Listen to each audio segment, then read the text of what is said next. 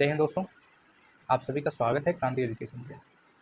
आज हम लोग एक बहुत ही महत्वपूर्ण टॉपिक है फसल बीमा योजना। जो फसल बीमा है, क्रॉप इंश्योरेंस, इस पे हम लोग बात करने वाले हैं। तो पहले बात हम जानेंगे कि जो क्रॉप इंश्योरेंस है, फसल बीमा, ये क्यों लाया गया, फसल बीमा क्यों लाया गया। हम लोग बारी बारी से कुछ चीज़ों पर चर्चा करेंगे। फसल बीमा, तो आज हम लोग पढ़ेंगे फसल बीमा। और फसल बीमा पहले देखेंगे कि फसल बीमा क्यों लाया गया। फसल बीमा में देखेंगे कि फसल बीमा क्यों लाया गया। इसके बाद हम लोग चर्चा करेंगे इसका मतलब हैंडल कौन करता है, क्रियान्वयन।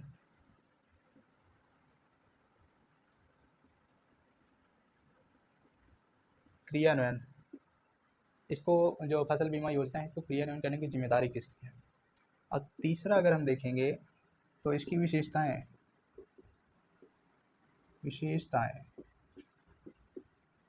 इसमें जो प्रमुख बिंदु है,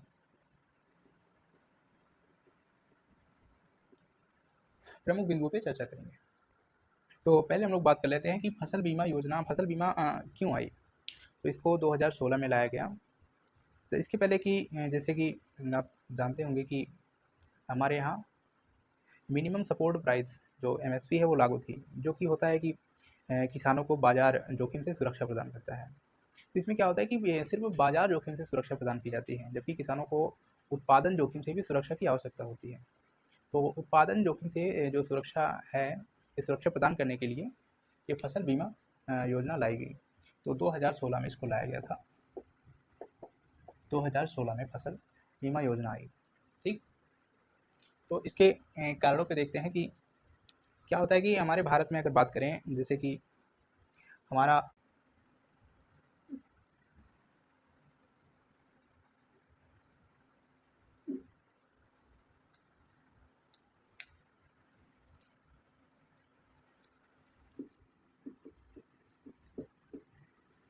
भारत में लगभग अगर सीमांत और लघु कृषकों की बात करें, लगभग 86% लोग, 86% जो कृषक हैं वो लघु और सीमांत प्रकार के हैं।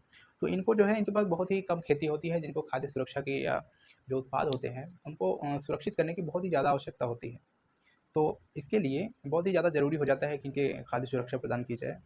तो इसके लिए लाया गया। एक तो कारण ये है कि लघु एवं सीमांत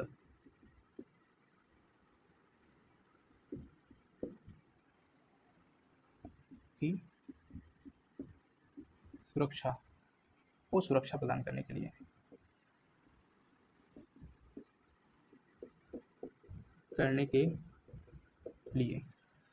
लघु एवं जो सीमांत किसान हैं, इनकी संख्या लगभग भारत में जो किसान है 86% लघु एवं सीमांत प्रकार के किसान रहते हैं। और अगर दूसरी बात की जाए तो भारत का जो जलवायु है, भारत एक मानसूनी जलवायु है। भारत में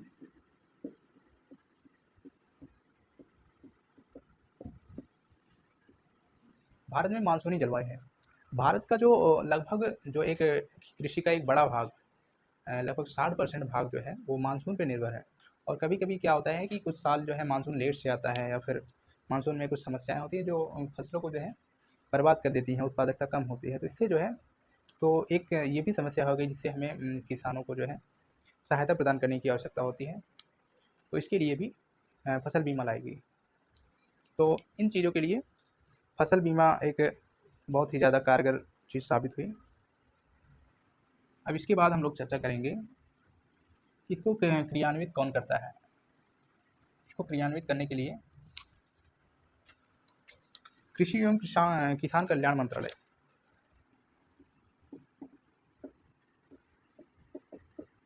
फसल बीमा को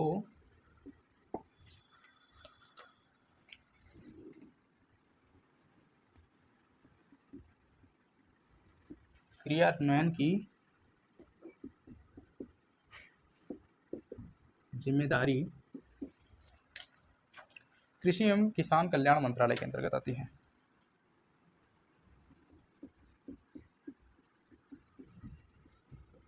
किसान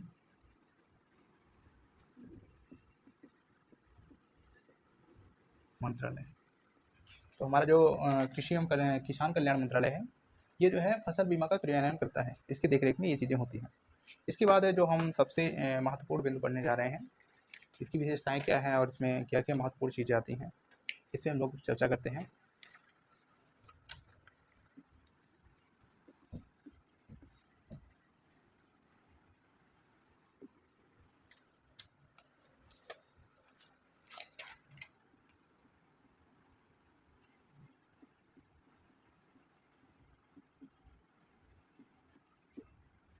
महत्वपूर्ण बिंदु जो है, इसे हम लोग चर्चा करेंगे।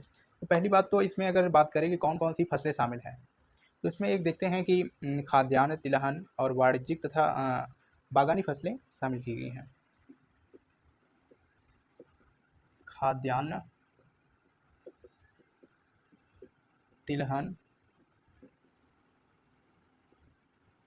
वाणिज्यिक तथा बागानी, ये फसलें शामिल की गई हैं। इन फसलों पे जो है जो बीमा होगा, इन फसलों पे होगा। और दूसरी बात अगर करें तो जो किसान हैं, किसान जो प्रीमियम राशि जो देते हैं, वो किन फसलों पे मतलब कितना है, इस पे हम लोग चर्चा करते हैं कि किसानों द्वारा जाने वाली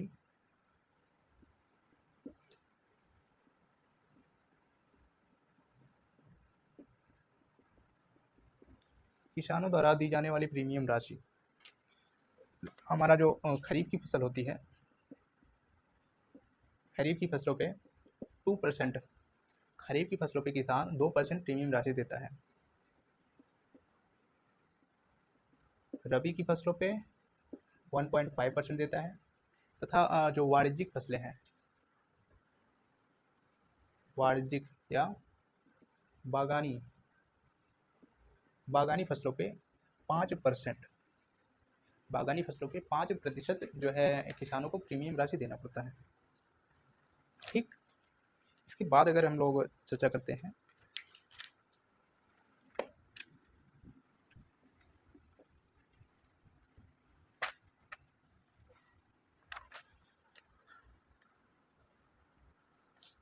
अगर हम लोग एक चीज़ देखें कि कब किस समय जोखिम होगा, किस समय के जोखिम इसमें शामिल किए गए हैं, तो इसमें जो है फसल बुआई के पूर्व, मतलब फसल बोने से पूर्व भी इसमें जोखिम शामिल किया गया है। फसल बोने के पहले अगर कुछ होता है तो वो जोखिम भी इसमें शामिल है। और फसल बुआई से कटाई तक, फसल बुआई होने के बाद तथा फसल कटने के बीच में जो समय होता है, इसमें अगर कोई घटना होती है तो इस घटनाओं को भी इसमें शामिल किया गया है। और इसमें एक चीज़ ये है कि इसमें फसल काटने के उपरांत भी जो अगर कुछ होता है कि जैसे आपको अनाज आपका सही नहीं हुआ, इस प्रकार की अगर आपके साथ मतलब उत्पादन थोड़ा गड़बड़ हो गया इसमें का, जैसे कि गेहूँ है, गेहूँ का उत्पादन ठीक से नहीं हो पाया, उसका बीज जो है इतना अच्छा नहीं है, तो इससे भी आपको जो है बीमा का लाभ मिलेगा। कटाई के बाद, कटाई के बाद भी अगर आपको कोई ऐसी दिक्कत होती है तो आपको लाभ मिलेगा इसका। इसके अलावा अगर हम अगले बिंदु पे बात करें,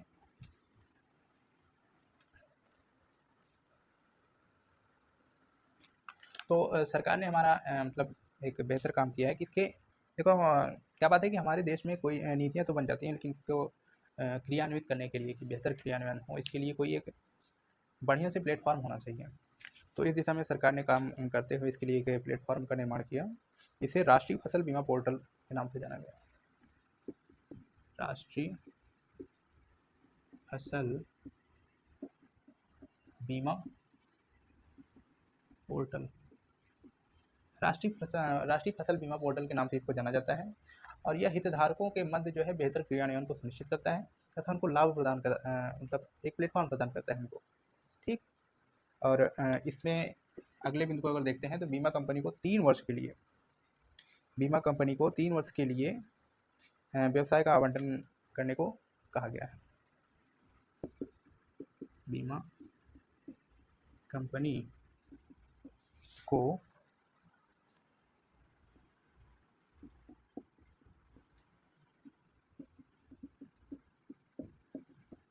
3 वर्ष का समय दिया गया है, 3 वर्ष का समय दिया गया है। और इसके बाद अगर हम लोग नेक्स्ट पॉइंट देखते हैं तो इसमें जो राज्य हैं, स्टेट और केंद्र शासित प्रदेश हैं, इनको ज़्यादा मतलब कैसे कह सकते हैं, स्वतंत्रता ज़्यादा दी गई है कि जोखिम को कवर करने का जो है एक या एक से अधिक जो है चयन प्रक्रिया को अपना सकते हैं।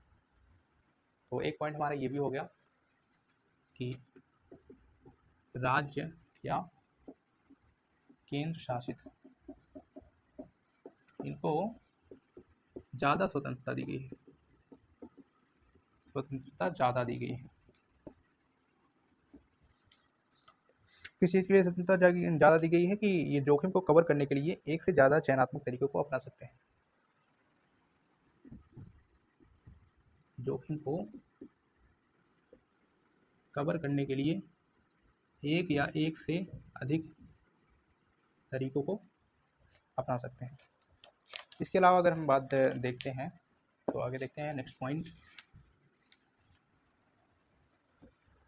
तो हमारा अगला पॉइंट है जैसे कि स्टेट गवर्नमेंट जो प्रीमियम सब्सिडी है, स्टेट जो राज्य सरकार है ये प्रीमियम सब्सिडी को एक समय निर्धारित समय सीमा के अंदर जो है बीमा कंपनी को दे देगी।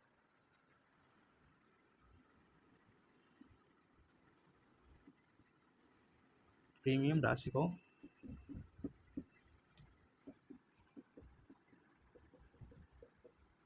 निर्धारित समय सीमा, निर्धारित समय सीमा के अंदर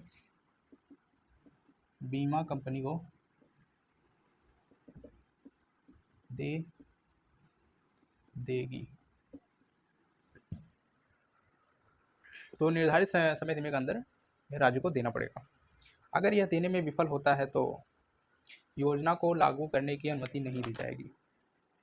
अगर राज्य जो है निर्धारित समय सीमा के अंदर, निर्धारित समय सीमा के अंदर यदि राशि नहीं दे पाता है, राशि नहीं दे पाता है तो योजना को लागू करने की अनुमति जो है वो नहीं दी जाएगी।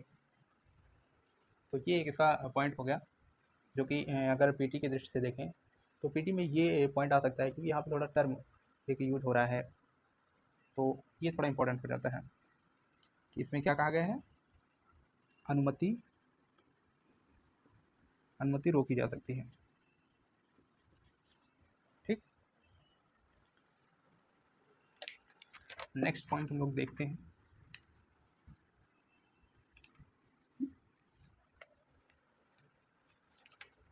अब योजना में जो नामांकन की अगर एक बात आती है, जैसे कि नामांकन किसी से जबरन नामांकन नहीं कराया जाएगा, नामांकन जो होगा स्वैच्छिक होगा।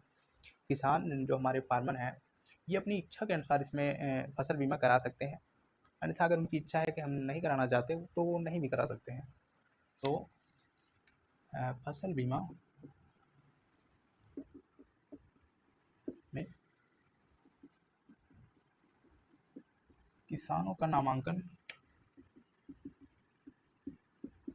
स्वैच्छिक है, किसानों का नामांकन इसमें जो है स्वैच्छिक है।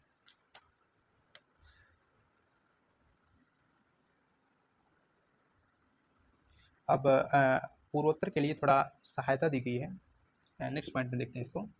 जो पूर्वोत्तर के राज्य हैं, पूर्वोत्तर के राज्यों के लिए इसमें कहा गया है कि जो प्रीमियम सब्सिडी है,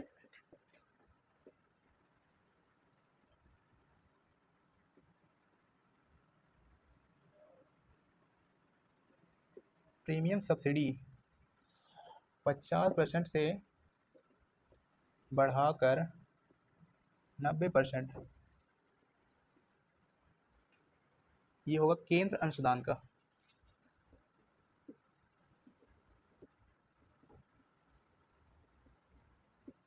केंद्र अंशदान का। इसका मतलब ये हो गया कि केंद्र सरकार जो है इसमें 50% जो है दे दी थी इनको प्रीमियम सब्सिडी, ये बढ़ाकर जो है 90% कर दिया गया है। ये केंद्र जो है एक अनुदान के तौर पे दे दी है, अंशदान के तौर पे। पूर्वोत्तर के राज्यों के लिए ये विशेष तौर पर है। इसके अलावा अगर बात करें नेक्स्ट पॉइंट, तो प्रशासनिक खर्चों के लिए इस योजना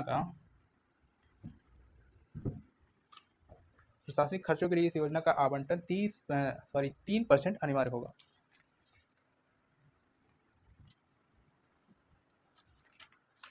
प्रशासनिक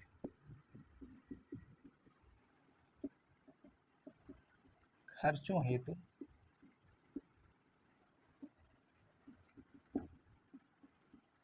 इस योजना के